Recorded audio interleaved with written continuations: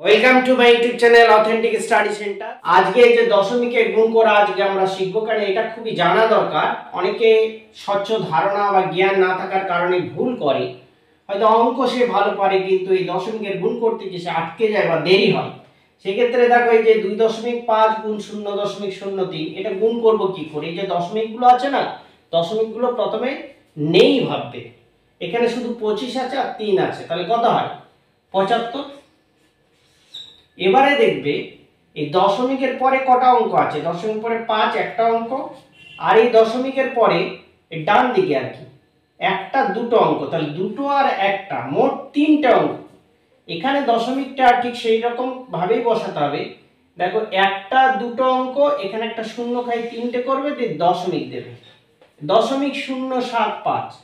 যেহেতু এদিকে আর কোনো সংখ্যা নেই তাই একটা শূন্য খাই দিবি 0.075। দেখো এই 2 নম্বর যদি একটা করি আমরা 7.9 গুণ 4, এটা কিভাবে করব। এই 79 কে 4 দিয়ে গুণ করবে, দশমিক আছে বলে মনেই করবে না। তাহলে 4 9 36 আর 4 7 28 3 31, কত হলো 316।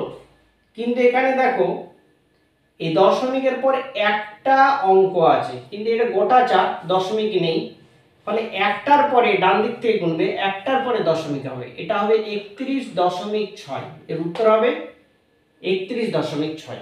3 নম্বর ধরো 0.4 গুণ 0.25 গুণ 0.6 সমান সমান কত হবে।